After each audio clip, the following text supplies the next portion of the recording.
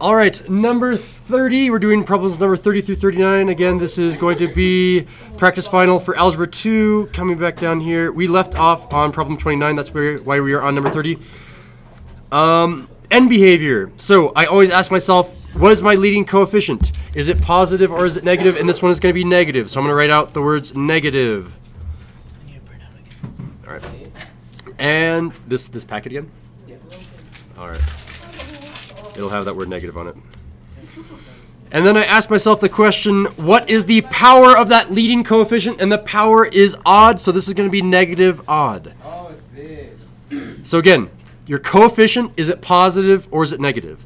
The power for the leading coefficient, is it even or is it odd? Those are the two questions that you always ask yourself when it comes to end behavior. From there, you start doing your dance. Negative odd. Where is it? Where's negative odd?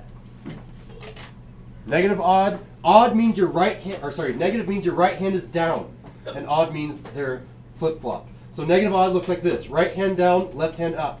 Everyone do positive even. Let's do positive odd. Let's do negative odd. Negative even. Yeah, so practicing these dance moves at home is going to be very helpful.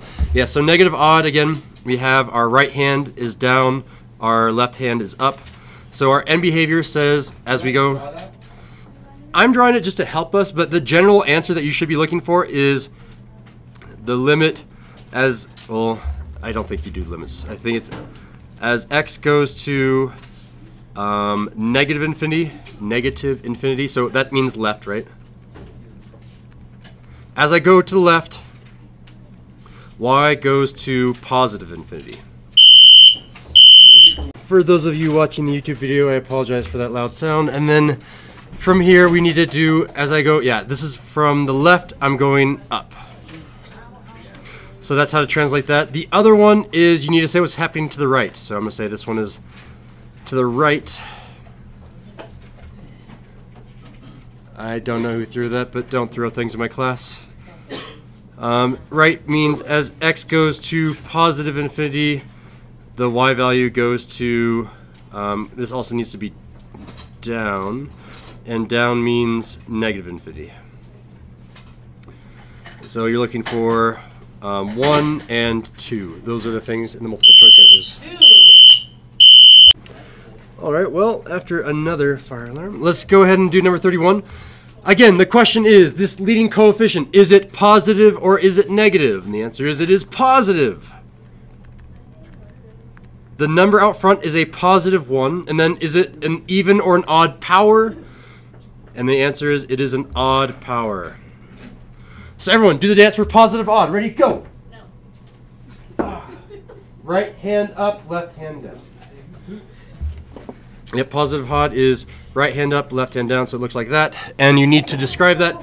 The way that I describe that is as x goes towards negative infinity, that means left, I'm going down, so y goes towards negative infinity.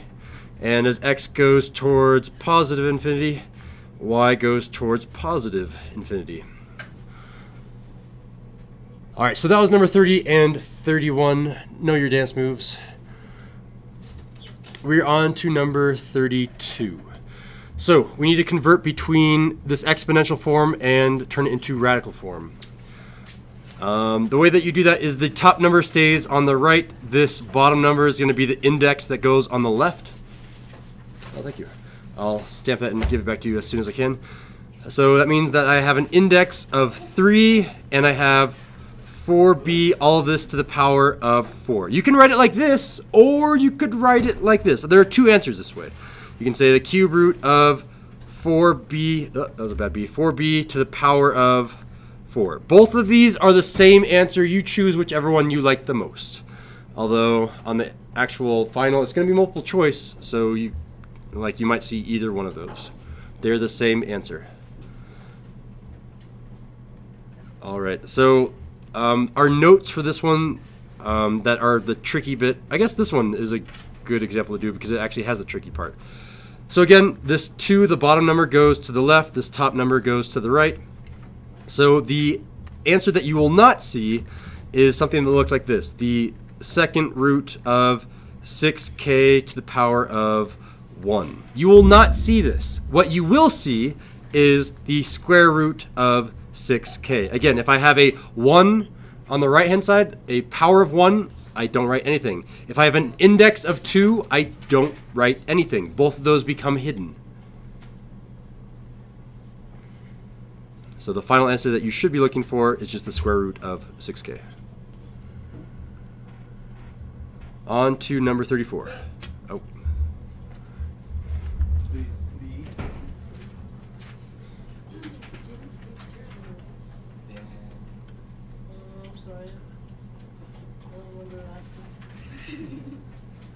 But if it becomes a problem, I'm going to make sure that your chair stays over there and you get a different chair. All right. Can I go on to number 34? Perfect. All right, so number 34, it's doing the reverse. I'm turning this into exponential form. So there should always be a number. If you don't see a number, you have to make the correct assumption. The index, I always assume it's 2, but in this case it's 4. The power, I always assume it's 1, and since I don't have a power, I do assume that it is 1. So this can be rewritten as p to the power of, and then again, this one always goes on the top, this number always goes on the bottom, so it's going to be the power of 1 over 4. And there's our final answer. The right number goes on the top, the left number goes on the bottom. P to the power of 1/4. Next question, number 35. Did you skip 31? Did I skip 31? I don't think so. Yeah, 31 was right here where we did the positive odd function. This video will be up online for anyone that wants to look at these again. So number 35, again, I don't have to make any assumptions because I see two numbers. This number is going to go on the bottom, this number is going to go on the top, and my final answer is 7x to the power of 2 divided by 3, 2/3.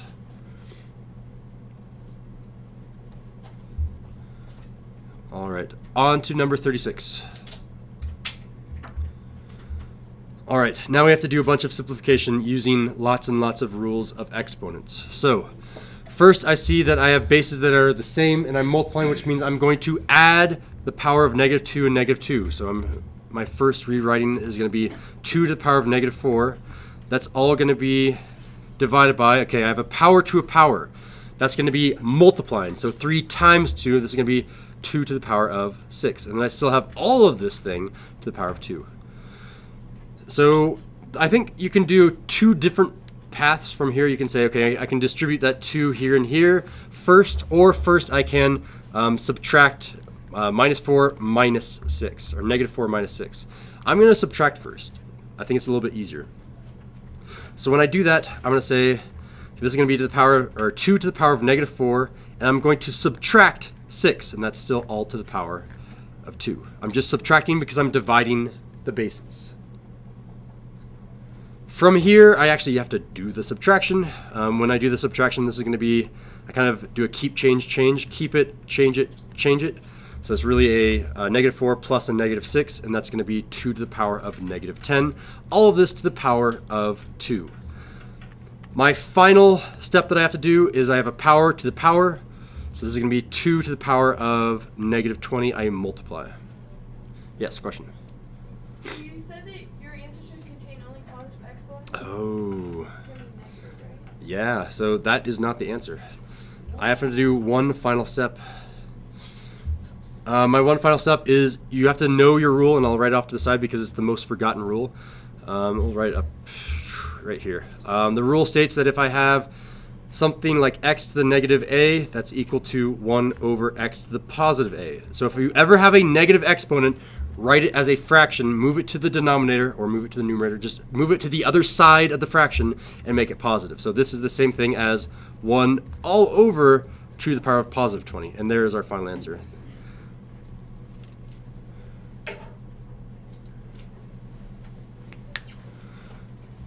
All right, so that was number 36. I still see some pencils writing. We are going to move on to number 37. And as I'm moving on to 37, I have a question for you guys. How many of you give a fist a 5? 5 is like, I'm done. 1 is, I haven't started. How many of you have finished your note card?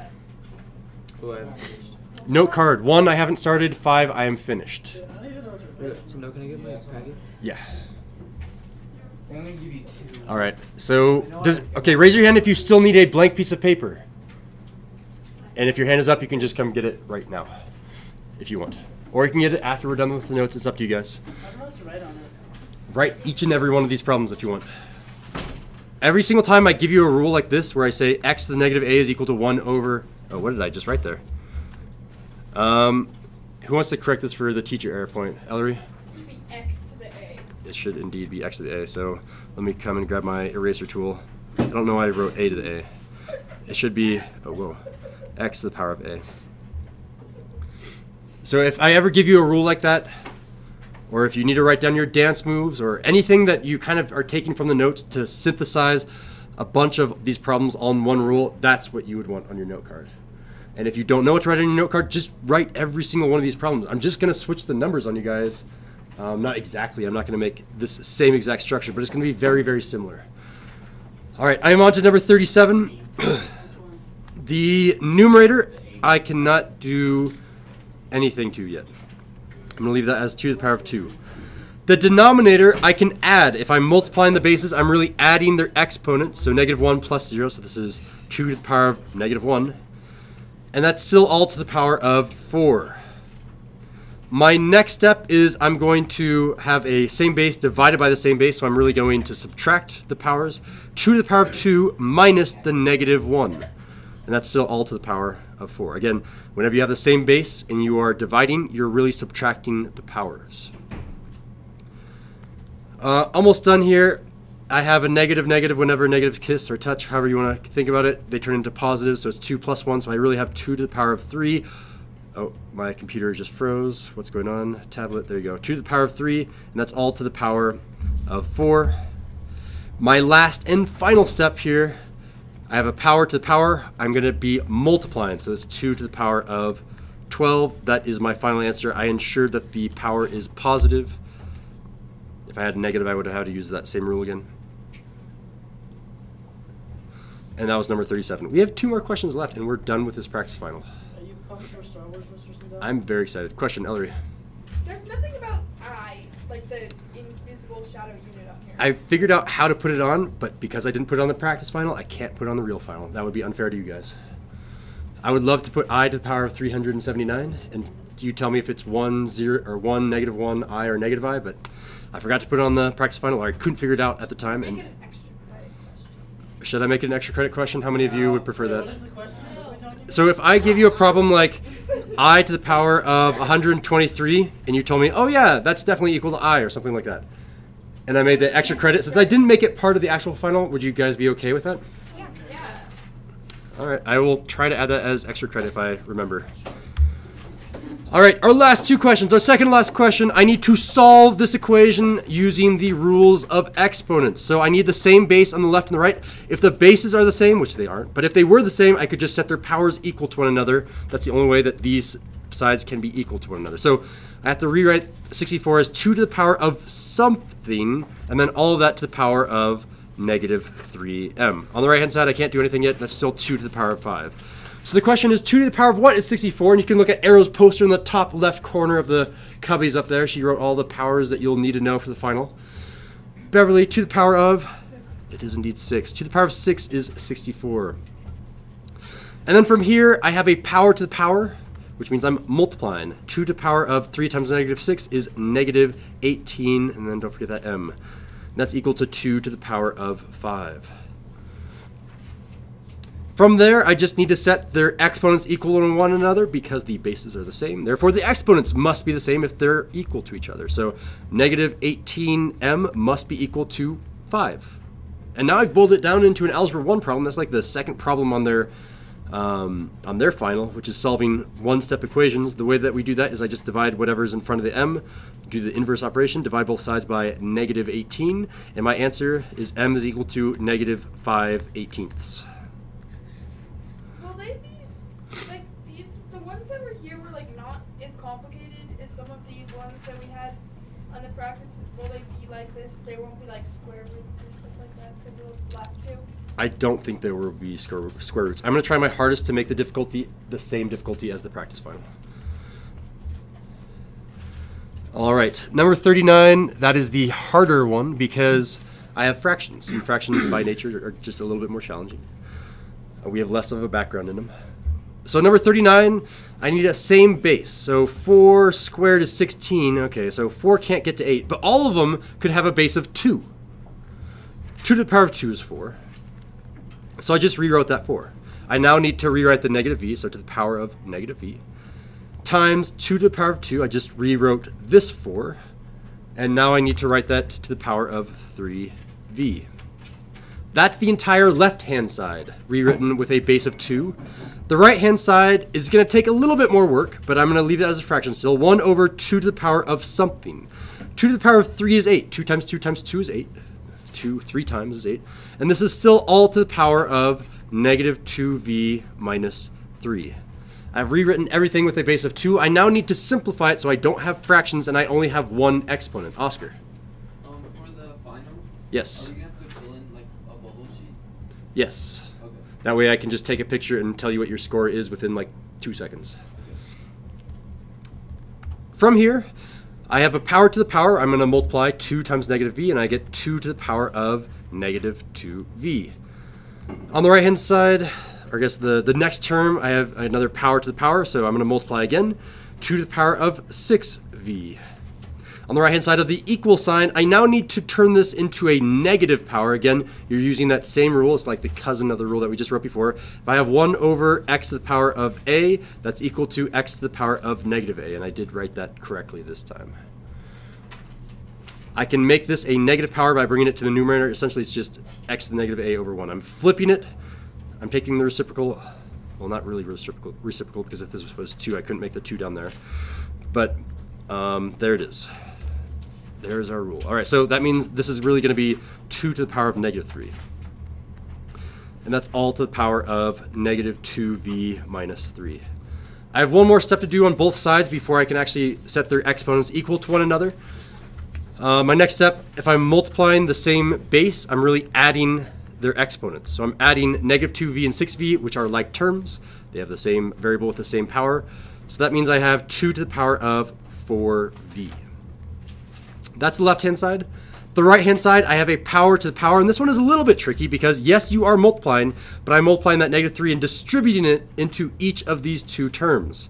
So it's 2 to the power of positive 6v and positive 9. From there, I can just set their exponents equal. So I can now say 4v is equal to 6v plus 9, and then solve this Algebra 1 problem. So subtract 6v on both sides. When I do that, the 6v is canceled out. I'm just left with a 9 on the right-hand side. The left-hand side is a negative 2v, and I've run out of room, so I'm going to come up here to the top left or top rightish area. Divide both sides by negative 2, and v is equal to negative 9 halves. Again, I got that by dividing both sides by negative 2, and that is our final answer for the final problem of your practice final. There were 3 finals in there. Okay, Anna. So that x 1 over x equals xa, yeah, that rule. Is it gonna be if the a was negative, would it be positive a on the other side? Exactly. So you can make another rule that says 1 over x to the negative a is equal to x to the positive a. Exactly. That is another rule that you can use.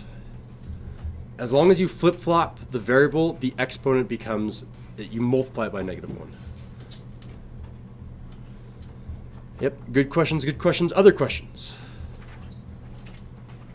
All right, we now have 3 separate videos that cover every single one of these problems. What I'm expecting from you guys by the time that we hit our final, which is Thursday at 8 in the morning, I'm expecting everyone to have all of your tests and quizzes retaken that needs to be retaken, any missing assignments turned in, any extra credit assignments turned in, and this is all due, the hard cutoff is 8:05 a.m. on Thursday. This packet is due at 8:05 on Thursday. Well, technically you should be turned in at 8 o'clock as soon as you enter on Thursday.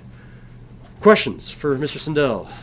Oh wait, I was trying to check my answers for this, and like on the assignment in Google Classroom, the key you have is not our final. Yes, I need to upload the correct key. Beverly showed me that as well. I will fix that right after this video is done. Other questions? All right.